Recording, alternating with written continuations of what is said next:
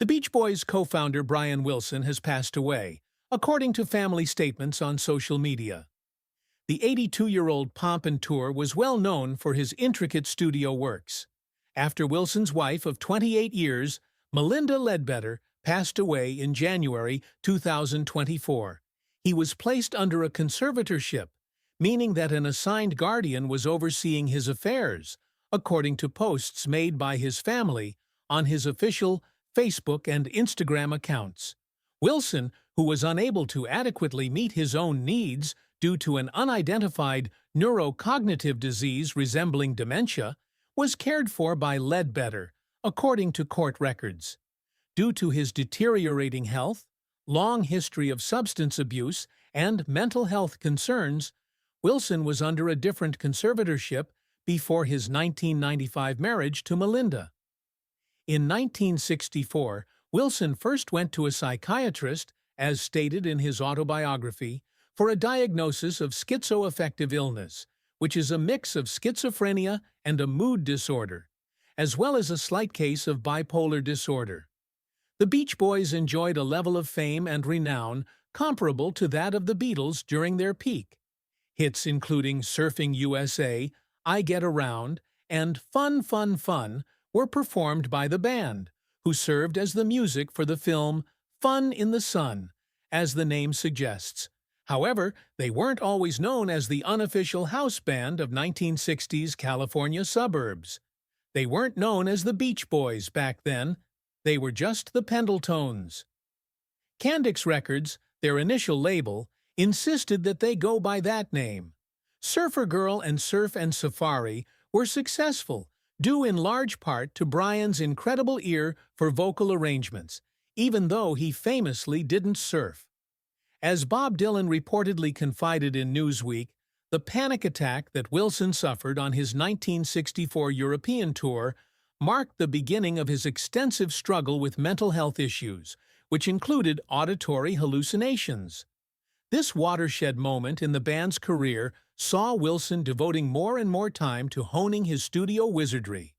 The ultimate result was Pet Sounds, the band's seminal 1966 album, which is generally regarded as one of the finest albums of all time. Pet Sounds, which featured the classic God Only Knows, was a commercial bust when it came out. In 1967, Wilson was hospitalized at a mental facility. The following year, he had planned a similarly ambitious follow-up, Smile, which he referred to as an adolescent symphony to God. The record was canceled. During the turbulent 1970s, the songwriter struggled with substance abuse, grew even farther apart from his bandmates, and spent time in the care of a controversial psychotherapist whose license was subsequently revoked. I was a drug-eat when I should have been a father. Brian Wilson went solo in 1988 and received critical praise for his work, which included recreating his lost masterwork, Smile, for live audiences in 2004 with Brian Wilson. Presents Smile.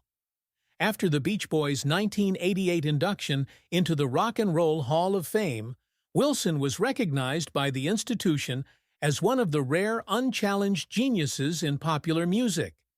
The Beach Boys were integral to the 60s soundtrack, and even those born after they were at the height of their fame are likely to recognize their songs, he told The Washington Post in 2004. Their narrative isn't exactly a pleasant one, though, despite their enormous successes and lasting influence. In addition to being the first manager of the Beach Boys, Murray Wilson was also the father of Brian, Dennis, and Carl. Furthermore, he was an awful human being. In his memoir, I Am Brian Wilson, Brian detailed his family's history of domestic violence.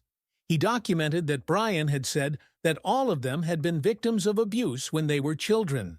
For instance, he was the only one who resisted when he was beaten with a 2x4. Also present was the psychological abuse. When they were kids, Murray would take out his prosthetic eye and have the boy look into the vacant socket. Were you constantly on edge because of your dad? Yeah. In what ways were you able to avoid that? Among the lads from the beach tagged along. While Murray was their manager, he was also a chronic nitpicker. He berated them, calling them losers, useless, and failures. The Guardian published an article in 2010 on the finding of a letter to Brian that Murray had written while dressed. Printed on May 8, 1965, a period when the Beach Boys were achieving unprecedented success, it read, "Even while he kept penning songs for the band, Brian Wilson grew increasingly isolated as his life progressed. The Independent reports that he enjoyed writing best in his Los Angeles house, where he had a grand piano set up in a makeshift sandbox, where he could feel the sand under his feet.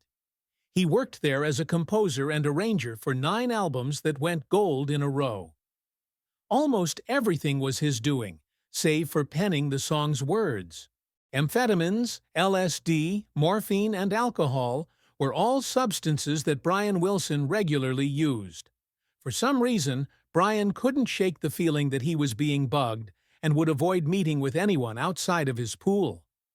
As he was penning the song Fire, a string of forest fires broke out, leading him to wonder if his music was actually impacting the environment around him. Also, he began to hear voices, some of which loved him, and others who threatened to murder him. Wilson, who had already begun to withdraw even farther into himself, essentially disappeared from public view at the tender age of 25. The whole murder mystery surrounding Charles Mance and his family is unusual, but a narrative involving the Beach Boys added an extra layer of strangeness to the mix. Dennis Wilson, a drummer, joined the Manson family in the summer of 1968 and, for a few months, indulged in drug-fueled wildness. It all began when Dennis picked up a couple Manson disciples while hitchhiking and proceeded due to Charles Manson's ambitions to be a musician. I told Dennis, "You've got yourself quite an intriguing character on your hands now," as we made our way back to Brian's house, the location of our recording studio. Everything fell into place after Manson began teaching Dennis guitar. They even shared an apartment, paid for by Dennis, until things took a turn for the worst. Dennis extended an invitation to Manson to record in the studio, but the musician resorted to violence when producers attempted to alter his music. Nonetheless, the entire affair and the subsequent legendary events were impactful. Mike Love brought up the incident in his memoir, Good Vibrations, despite Dennis's promise to never discuss his time with Charles Manson. He stated that the record Pet Sounds was legendary, and the cover art was as legendary. The San Diego Tribune states that the cover was said to be a message to the animals, who are their rivals, and that it was filmed in the San Diego Zoo. Regardless of their intentions, the cover shoot at the zoo was a complete flop. After a series of strange incidents during their tour, the Beach Boys were eventually barred from returning to the zoo. No names are mentioned, but someone had the bright idea to play tiger head catch with a carrot. Somebody else endeavored to touch an antelope, and in the process, they managed to get their hands on a few young birds and pups, scattering them throughout the zoo in various strategic locations. The band, meanwhile, insisted that they were the ones going through hell, with the official record cover featuring some particularly hideous goats.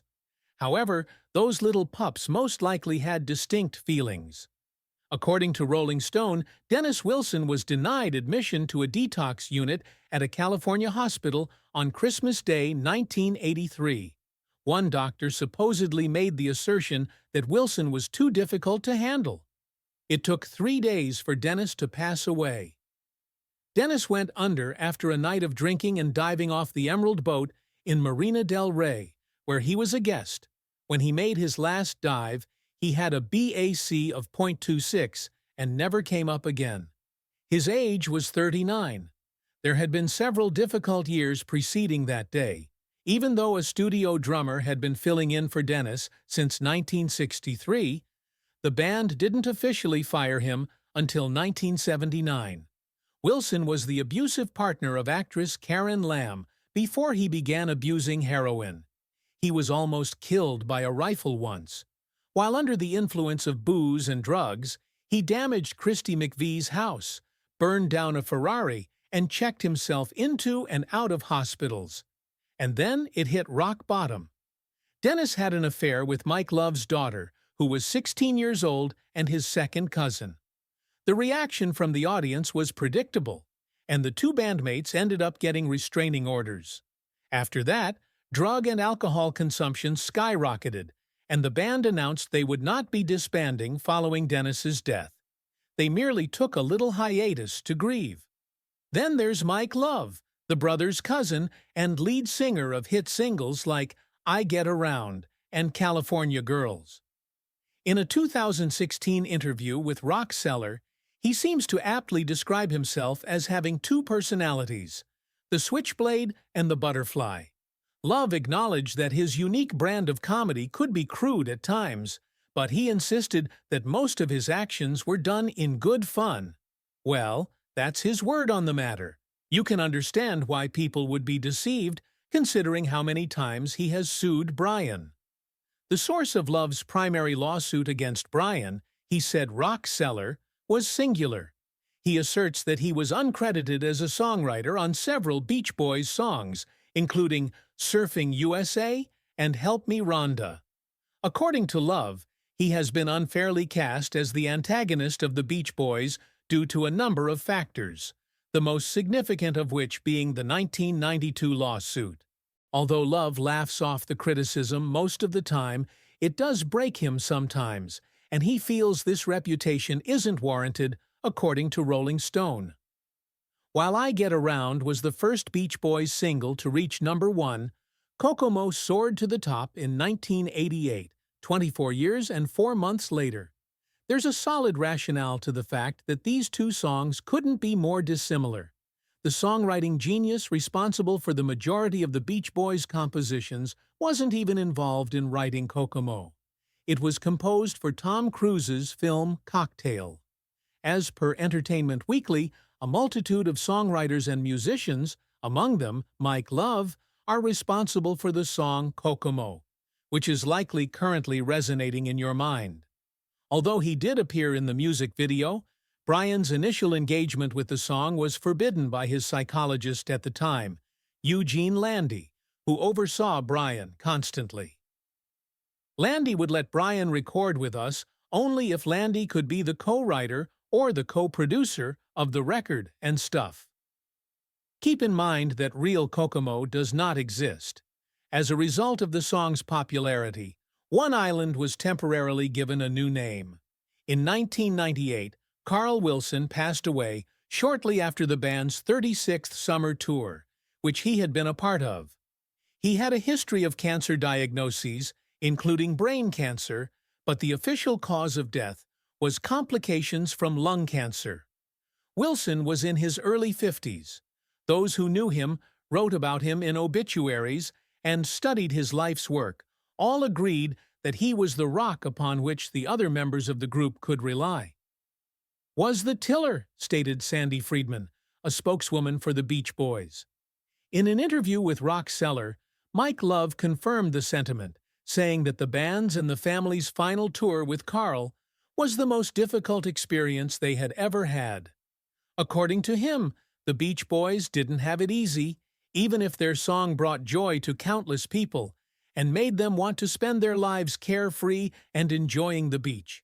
Reflecting on the band's formative years, Brian Wilson and Mike Love have shared some anecdotes. Worst of all, their recollections are mixed with reverence and sorrow. Love credited Brian's musical genius to what he called a supercharged packet of genealogy in an interview he gave to Rockseller in 2016. Even though his relationship with Dennis was strained, he did give credit where it was due. According to Love, he was very powerful drummer, and he had that competitive spirit. In a 2016 interview with Rolling Stone, Brian said that he missed many things about his younger self. He longed, for instance, to spend time with Dennis. Also, he mentioned that he missed Carl,